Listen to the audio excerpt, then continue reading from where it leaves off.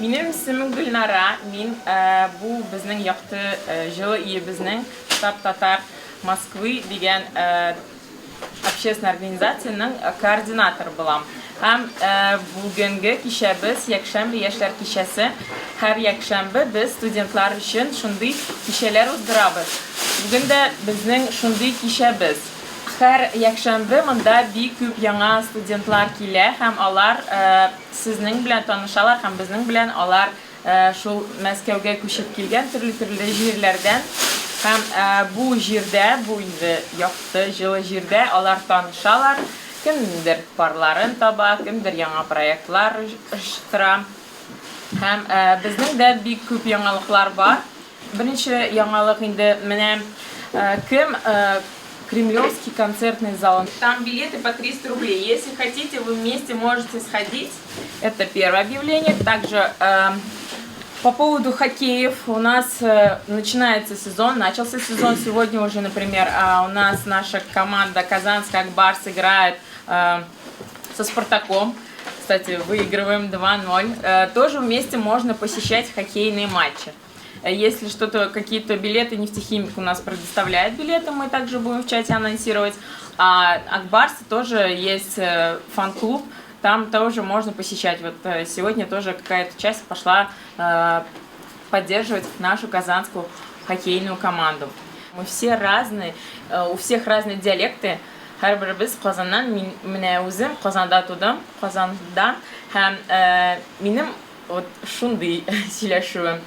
Нижний Новгородтан, мәсәлән, без теге атнада Нижний Новгород татарлары кичәсе уздырдык. Аларның икенчерәк диалекты. Һәм Пенза татарлары өченче диалект.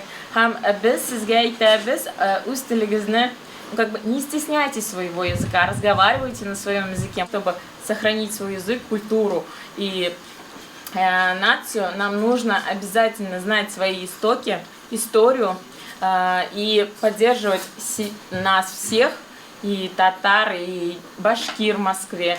Конечно же, быть вместе. Шуңа күрә инде без бу безнең штабта җыелабыз. Әлбәттә, без Телеграмда бик күп группалар бар. Безнең иң зур группа инде ул штаб Татар Башкир Москвы называется. Анда 2000 кеше.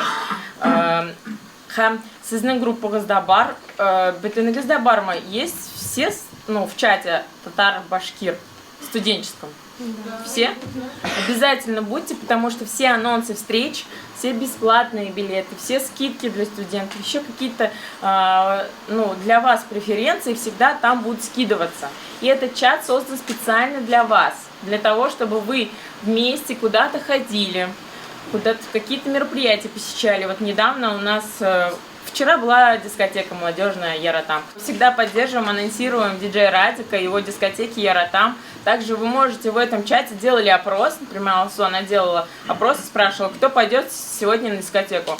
Также вы вместе можете там собраться и пойти вместе на эту дискотеку. Кому-то там, кто-то стесняется один пойти, или кому-то неудобно, или что, хотите вместе собраться, вы там также можете сделать опрос и пойти на любое московское мероприятие.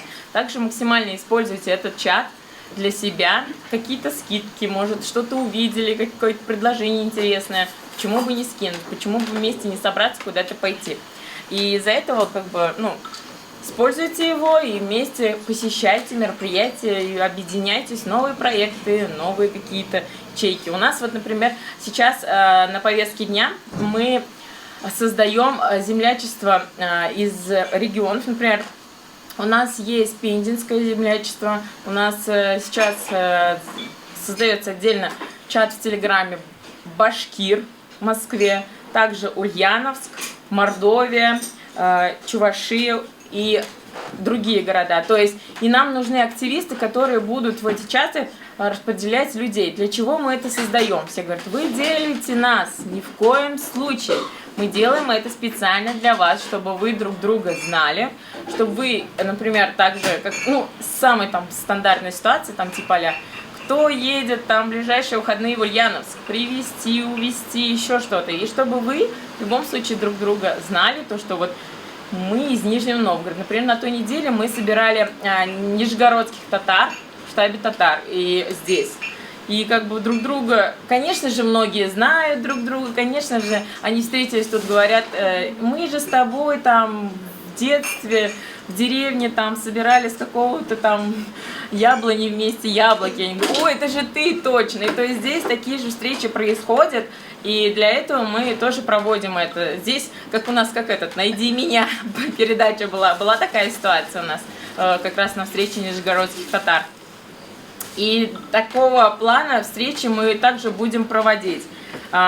Для этого мы будем анонсировать о том, что вот мы разделили из разных регионов, да, и там мы вас просим, чтобы вы включились в чат такой, откуда, ну, вы приехали, то есть из Мордовии, из Чувашии, там вы в чат татары из Чувашии, из Мордовии.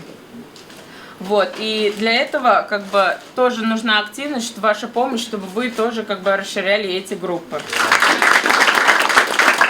Все это все очень сильно катастрофически меняются, где бы вы ни работали, чем бы вы ни занимались.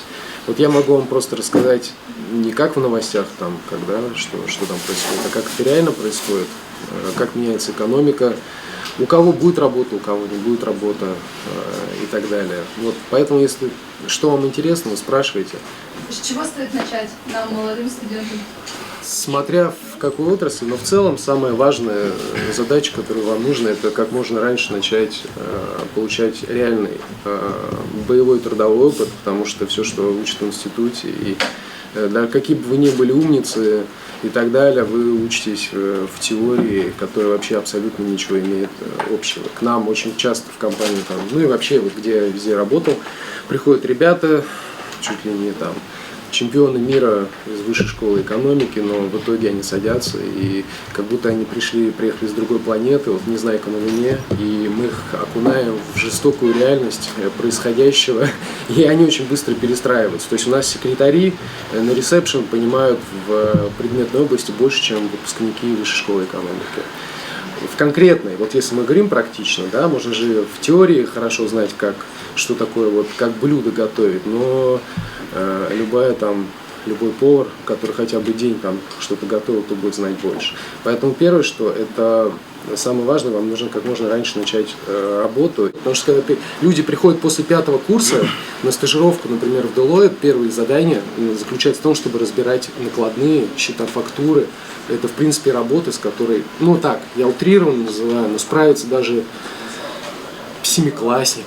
Но, тем не менее, первые 1,5 года они делают именно это, чтобы просто понять. Поэтому, чем раньше вы пройдете вот эту вот реально практическую как бы, вещь и так далее, вот, то есть это первое, что бы я сделал на вашем месте, это нашел бы как можно раньше стажировку в каких-нибудь хороших компаниях по своей специализации. Любую, за любую оплату, сами доплачивайте, делайте что угодно. Вот, это первое. Второе, вам необходимо, совершенно точно, это образование ваше должно котироваться, и этим нужно серьезно беспокоиться, вот, потому что это открывает вам, ну, как бы фильтр определенный открывает, то есть это 2, и третье, что момент, который очень сильно, ну, по крайней мере, до вот недавних событий повышал ценность очень человека, это очень хорошее знание иностранных языков. Это практически в 1,5-2 раза моментально повышало его стоимость для работодателя и увеличило его карьерные перспективы. Потому что большая часть компаний, которые у нас здесь были, они были международные. И, например, французская компания Danone, ей сложно иметь менеджера в России, который не говорит на французском. Так же, как вот, и любой человек, знающий французский, автоматически там получал очень мощное продвижение в топы для того, чтобы управлять другими, это был такой. То есть это третий, это язык. Если у вас есть возможность финансовая после 2-го или 3-го курса, хотя нет, сейчас уже даже есть финансовая возможность, вы уже не сможете полететь в Лондон, отучиться, но существуют, если еще живы какие-то программы, которые совмещены между университетами, например, двойные дипломы, типа там МГУ и лондонская там бизнес-школа, то и у вас есть возможность попасть на такую стажировку или получить ее, это тоже будет значительный плюс. Но из всего этого в реальности первое, это как можно раньше начать, потому что к тому времени, когда все ваши там друзья, товарищи прогуляют 5 курсов, по паркам с девушками, ну и там с мальчиками. Там. У вас уже будет 4 года за плечами, вы пройдете кучу проектов, и все в компании будут знать вас. Это самое важное. Всем уже будет плевать на ваш диплом, оценки, тему диплома. Это все, никому это не важно. Вы когда вытащите 10 проектов сложнейших, допустим, подготовитесь к 10 сдаче годовых балансов, это будет в 100 раз важнее, и вы будете рядом, вас всегда будут промоутировать.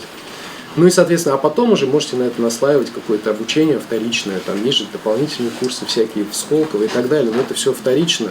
Вот. Главное, не зацикливайтесь на учебе. У нас было куча людей на курсе, которые там второе образование пошли получать и так далее, это вообще не важно. Вот, ну, как бы это вот...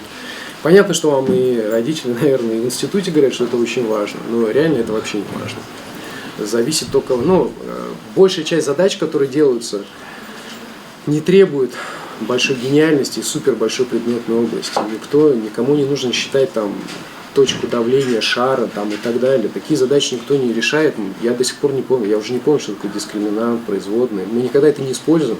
Все, что мы используем, это процент и даже определение волатильности люди уже не знают, потому что это просто не нужно. Плюс-минус, бонус посчитать свою зарплату, это не так много требуется в финансовой отрасли. Вот. А основное это очень большой практический опыт. Я учился на автоматизированной системе обработки информации управления, или это бизнес. Это смесь IT и бизнес-аналитики. Это как-то повлияло на меня, помогло, может быть, но по профессии я не работал, как и большая часть, но 30% у меня все-таки работает по специальности, но в большей степени нет. Поэтому это тоже потерянные 5 лет. Потому что хорошо, когда вы работаете, получаете опыт и учитесь. Вот. Но если вы начнете работать, вам в институте вы будете смеяться над тем, что говорят педагоги, потому что это будет просто смешно. Самое первое, мы управляем капиталом своих партнеров. Вот. Управляем, это значит, что мы инвестируем, совершаем сделки на рынке там, ценных бумаг, это акции, облигации, фьючерсы, опционы. Второе, мы делаем различные, помогаем нашим клиентам в специальных различных ситуациях. Ну, я сейчас, если начну рассказывать, это будет тарабарщина, наверное, для вас. Вот. Но это просто специальные какие-то экономические ситуации сложные. И третье, мы делаем, находим и делаем, ну, можно назвать так, специальные инвестиционные проекты. Они зависят от обстоятельств, это иногда прямые инвестиции. Прямые инвестиции – это когда мы инвестируем непосредственно в компанию. Либо какие-то тематические вопросы актуальны сейчас. Вот, например, сейчас самое жаркое, что вот у нас вот в марте, да, началась вот такая интересная история жизни в стране. У нас очень много финансовой отрасли поменялось, и появились проекты, которые до этого нами даже не... Их просто не существовало, но они сейчас появились, и мы делаем. Это, например, работа с еврооблигациями, это разблокировка активов, замороженных вражескими, недружественными странами и так далее. То есть вот это, сложно сказать, это не инвестиционный вопрос, скорее, это инвестиционный консалтинг, финансовый консалтинг. Вот. Но это смесь финансов и юридических вопросов. Но в целом мы помогаем людям зарабатывать деньги, либо помогаем их не терять, вот если совсем по-простому. Когда ты занимаешься чем-то практически, вот ваш пятилетний, все, что вам дают 5 лет, вот если, серьезно, вот взять профессионал, вот вы можете прийти к человеку, допустим, в вашей отрасли, например, вы аудитор там или еще что-то, вы можете прийти к аудитору в 17 лет и сказать, сможешь из меня сделать аудитора за 1,5 года, и он сделает даже за полгода или за год, потому что объем знаний, который нужен, если убрать все лишнее, вот как с блюдом, да, нам же не нужно изучать, как готовить ананас, они у нас не растут. И вот там то же самое, очень много знаний, которые вам дают за 5 лет, как в армии.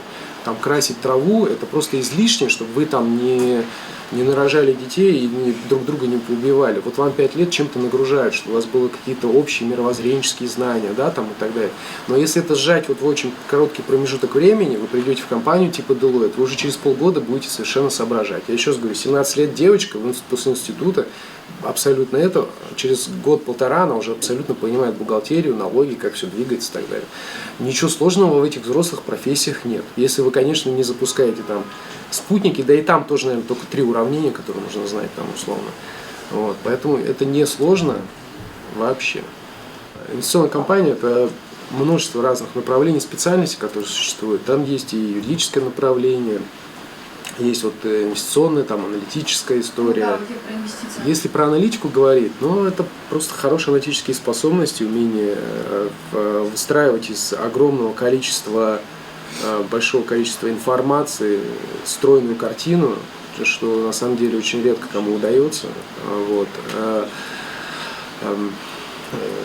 Живой интерес к этому, ну, настоящий, потому что есть люди, ну, вот, как хаски, им нужно тянуть сани, и они этим живут, им это интересно. Вот здесь то же самое. Живой интерес, это в большей степени. Понятно, что у человека должен в голове быть хороший калькулятор, ну, в смысле мозги нормальные быть, он не должен быть там и так далее.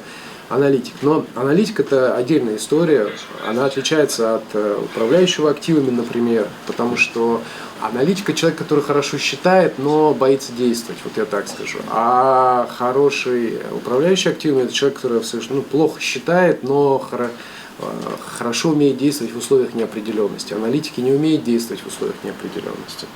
Поэтому для них все просчитано и понятно. Поэтому вот это две основные специальности у нас, если не брать там, ну понятно, юристов. Вот. Но основное это интерес. Языки программирования сейчас используются в инвестиционной сфере, наверное, в двух плоскостях. Первое – это сейчас достаточно плотно, хорошо развиваются это квант-фонды, в которых как бы совмещено два в одном. Это аналитика плюс умение программировать. Там и даже есть такая профессия квант. Вот. Могу сказать сразу, это, если вы хотите этим заниматься, то вам нужно будет уехать на Запад. Вот. А в России вы можете об этом забыть, ну, либо вы будете очень мало зарабатывать, я вот так скажу. И вторая часть, которую в инвестиционном процессе как-то участвует, программирование и так далее, на самом деле очень много задач не связано непосредственно с инвестиционной деятельностью, технологичные, вот сейчас те же банки, это очень технологичные компании. То есть, если посмотреть, Тинькофф, например, один из супертехнологично-программистских компаний, ну, до того, как его купили. Сейчас он немножко поменяет, наверное, свое это. Вот, поэтому не обязательно идти именно в инвестиционную. Там очень много вещей, связанных с самой инфраструктурой, с учетом. Да, можно даже посмотреть в сторону биржи, например. Биржа – это очень технологично. Кстати, у нас биржа одна из самых технологичных в мире, чтобы вы просто понимали. Там это может быть очень задействовано.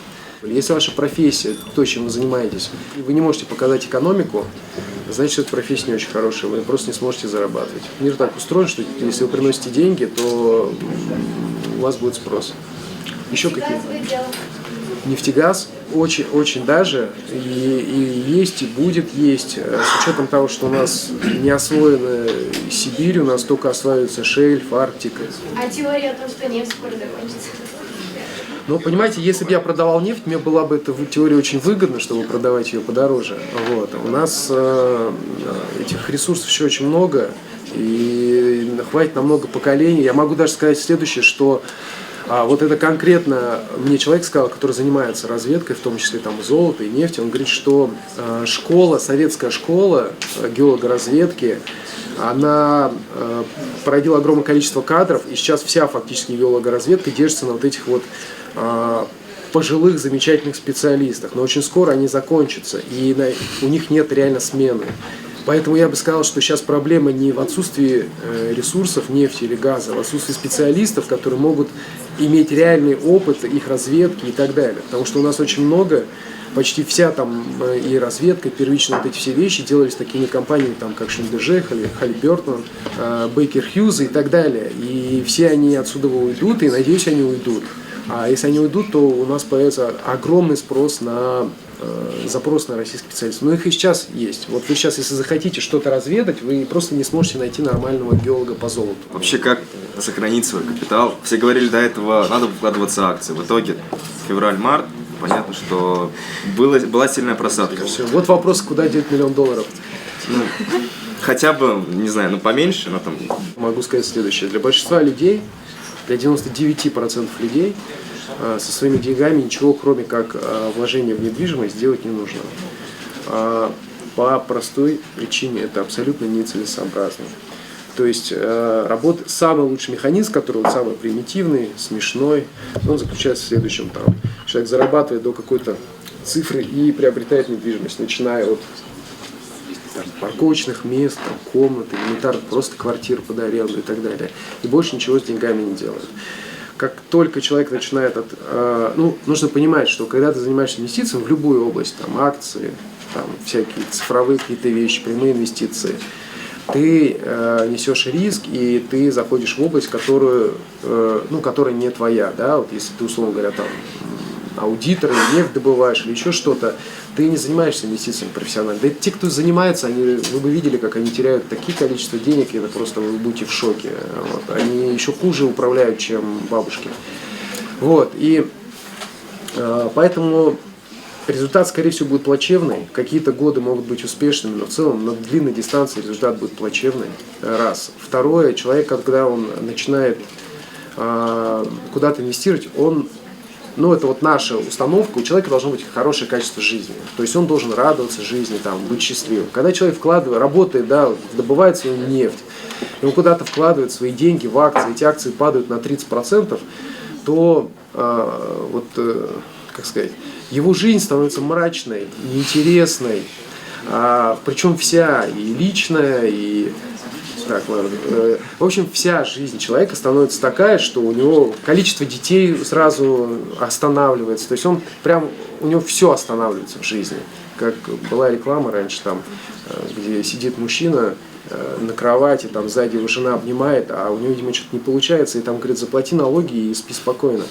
Но здесь то же самое. У людей блокируется жизнь, они переживают очень сильно, это огромный стресс. И брать его ради того, чтобы дополнительно заработать 5-7% годовых, нецелесообразно. Это 2. То есть качество жизни очень сильно ухудшается. Третье,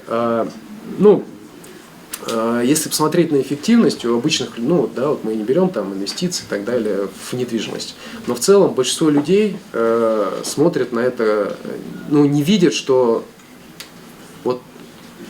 самая лучшая точка применения капитала – это они сами. Если они где-то работают, например, самый простой пример, как мне рассказал один замечательный человек, «Жизнь замечательных людей» рассказ. У него после не очень долго после того, как он окончил университет, а это было очень давно, образовалось $50 тысяч. И у его сокурсницы образовалось $50 тысяч. Совпадение. Она купила двухкомнатную квартиру рядом с метро и сдавала. А он на эти деньги уехал учиться в Лондон. В итоге они встретились через несколько лет, и он был вице-президентом банка, я так утрирую, а у нее была квартира, которую она сдавала в аренду. Поэтому все деньги, которые у вас есть, в большей степени, чаще всего можно наиболее эффективно приложить в вас самих, увеличив вашу собственную капитализацию. Просто никто этого не считает, потому что не умеет считать. Допустим, сколько стоит актив, который приносит 200, давайте, чтобы ровно считать 100 тысяч рублей прибыли в месяц. Сколько он, по-вашему, стоит? В зависимости, как его можно потратить. Сейчас недвижимость рассматриваем. Что любой актив, который приносит 100 тысяч рублей в месяц, сколько он может стоить? Он стоит порядка 15 миллионов рублей. То есть, представляете, да? Человек, который программист первого левела, программист, самый начинающий, это уже актив стоимостью 15 миллионов. А теперь представьте, сколько стоит актив, который приносит 500 чистой прибыли. Соответственно, в 5 раз выше. То есть это $1 миллион. Вы просто понимаете разницу? Теперь вопрос, сколько нужно обычному человеку работать, чтобы купить актив на $1 миллион? Например, достаточно долго. Но сделать так, чтобы его зарплата выросла до 500 тысяч, это можно потратить всего 2-3 года, и ты сможешь это зарабатывать. Достаточно участвовать в правильных проектах, получать правильное образование, использовать все абсолютно возможности для своего роста, своей капитализации. Потому что вы на самом деле маленькие заводы по генерированию прибыли. И должны именно все свои усилия тратить на рост этой капитализации. Она измеряется чистой.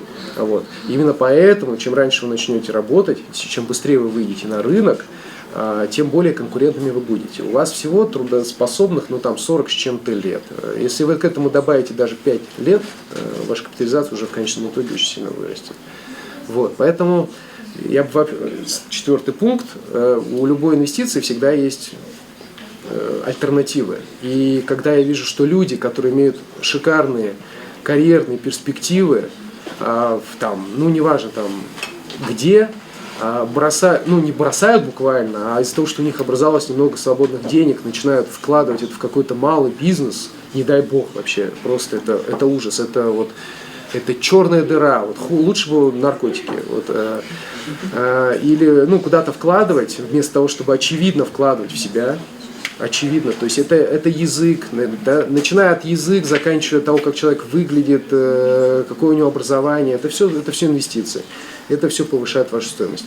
Курсы, различные мероприятия, даже то, чтобы вам поучаствовать, в некоторых проектах часто приходится участвовать себе в убыток, то есть вы на них ничего не зарабатываете, но, ну как бы, да, но поучаствовав в них, вы получаете возможности. Вот у тех, у кого большие запросы по деньгам, либо они не сфокусированы на собственной капитализации, они их всегда пропускают, потому что им нужны там деньги и так далее. Вот. Поэтому, сравнивая это, люди себя все время как-то не замечают. Хотя на самом деле вот самый высокий КПД и инвестиции в себя. Ну, то, что я вижу, это вот очевидно. Вы за 5 миллионов рублей можете из себя сделать супер кадр, который будет проходить первые 3 отбора в любой топ-компании, вот просто вот так вот. И тратить эти деньги лучше на какой-нибудь X5, это просто смешно. Ну вот это вот если вот так. Мне самому предлагали быть судебным экспертом. Судебным экспертом может быть абсолютно любой человек, кто занимается этой профессией. Ну абсолютно любой. То есть он может взять что-то, написать заключение. По крайней мере, где мы сталкиваемся. Вот. Поэтому востребовано ли это? Ну, это очень, очень узкоспециализированно, и там, где узкоспециализированного, нужно находить уже, как сказать, возьмите справочник, найдите компании, которые занимаются тем, чем вы хотите заниматься. Придите к ним в гости, оглядитесь и спросите, хотите ли вы жить так же, как живут они. Все очень просто. И в большинстве своем вы найдете ответ на свой вопрос. Потому что вот в области там, оценки, например, да, оценка, ну, вроде такое отважная, замечательная профессия, проводить оценку компании. Но чаще всего оценка вся сводится к тому, что заказчик говорит, во сколько нужно оценить, а оценщик пишет оценку. Вот. И профессия ли это? Ну, не знаю. Я бы не хотел такой профессией заниматься. Поэтому то же самое с экспертизой. Мы как-то искали экспертов, и это сложная история такая, которая, на мой взгляд, не очень может быть даже благодарная. Возможно, экономически в других областях будете более это. Потому что это все упирается именно в судебную систему, вот, в которой ваши судебные экспертные оценки очень чаще всего мало влияют на решение. Ну, по нашему опыту. Стройка. Стройка. Вот если вы на Украине сейчас тройные вообще ценники идут на стройку в Украине, но вообще строительство это цикличный бизнес, он полностью зависит от экономического цикла, это товары длительного потребления и так далее, и так далее. То есть пока экономика растет, стройки очень много и так далее, и так далее. Как если начинается спад, соответственно, на это. Вот. А стройка тоже бывает разная. Есть объекты жилые, есть промышленные. Мы сейчас про что говорим? Проектных компаний тоже очень много. Я не скажу, что это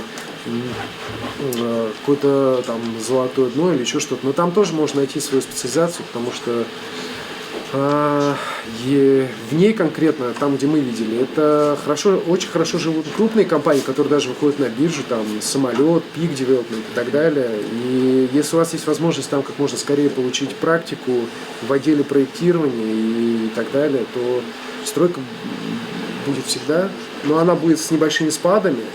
Вот. И если вы попадете в экономический кризис, она будет чиститься и будет сложно. Но вообще в целом она очень сильно у нас интенсивно развивается, потому что очень большой идет еще и государственный заказ и так далее. Поэтому это реальный спрос. Политологи. Да. Политика это же такая же индустрия, да, там не шоу-бизнес, но близкая к этому. Вот. И она тоже развивается, там есть куча своих новых методов, исследований, продвижения, там, общественный метод. Поэтому она точно была, вот еда, стоматология, стройка, это вот все вечные темы, газ. Пока что ни одного промаха. Кто-нибудь скажет что-нибудь, что не работает? Экология. Сразу могу сказать, что вы будете нелюбимым ребенком, потому что экология – это всегда затраты, а в компаниях затраты не любят. Поэтому вы будете приходить со своими светлыми идеями, и вас будут говорить, что вы посидите там, пока не посидеете. Вот, поэтому сложный вопрос, смотря что вы будете делать. Пересечение, самое пересечение, где вы не промахнетесь, это еще раз, это аудиторские компании. Там пересекаются все, что касается налогов, финансов, менеджмента и бухгалтерии, вот это все там. Кстати говоря, Deloitte, анализ счетов, выставленных счетов фактур, сейчас уже они тестируют для того, так, чтобы не первые грейды анализировали эти счета и раскладывали туда или иначе, а чтобы это делал искусственный интеллект.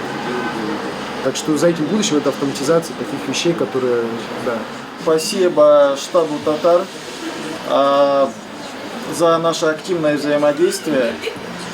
Рустем Фаизовича мне удалось на недавнем дне рождения поздравить лично, но тем не менее сегодня мы пригласили Марата. Марат, как вы уже поняли, наш большой товарищ и резидент нашего клуба, нашего татарского делового клуба. Соответственно, его экспертность, я думаю, для него была высокая. И сегодня для вас был колоссальный институт, а для меня всегда является колоссальным институтом, как человека, давно работающего в бизнес-сообществе, в событийном маркетинге, постоянно гуляющего разную целевую бизнесовую аудиторию. Я всегда думал, что я до момента начала работы, я сам русский, у меня нет ничего татарского, думал, что что-то понимаю в своих продуктах и так далее, до того момента, пока не начал работать с татарами. Это вообще была для меня отдельная планета, и в эту планету меня как раз-таки про колоссальный институт очень активно интегрировал Рустем Фаизович. Говоря о знаниях, как компетенциях и о личном общении, он мне, в общем, много помог нашему клубу, поэтому, Рустем Фаизович, еще раз поздравляю. Да. И я сам знаю, что такое является серым кардиналом делового мира и разных деловых общений, где решать постоянно вопросы, заниматься операционным управлением, организационной деятельностью и так далее, когда тебе никто не видит, но иногда очень сильная охота, чтобы твою деятельность тоже подсвечивали, поэтому, Гульнара, это тебе. Рустам Вильгельмович, мы хотим тебя поблагодарить за то, что ты собираешь всех молодежь и идете вместе, активно проводите время. Также сегодня, наверное, может, тоже пойдете? Зависит от погоды. Я в любой погоду готов. Спасибо. Если кто-то хочет, после штаба можно пройтись, прогуляться до Красной площади, до Китай города. Даже если будет дождь, если кому-то на это безразлично, можно все равно пойти. Главное, Также у нас активно принимает жизнь в нашей деятельности это Марсель Максютов. У тебя даже есть фанатки, девочки. Спасибо тебе большое за то, что ты нам всегда помогаешь. Я хочу позвать Татар КЗ, которая в этом году будет принимать участие в Узбекистане. Она будет представлять Москву в Узбекистане. Татар КЗ Дине. Чтобы вы все знали, вот я приглашаю. Она у нас здесь. Познакомьтесь. Самый главный руководитель самого большого, крупного землячества РГУ нефти и газа, это, конечно же, Тагир. Мы хотим тебя поблагодарить. Он привлек первокурсников, студентов в этом году порядка 30 человек.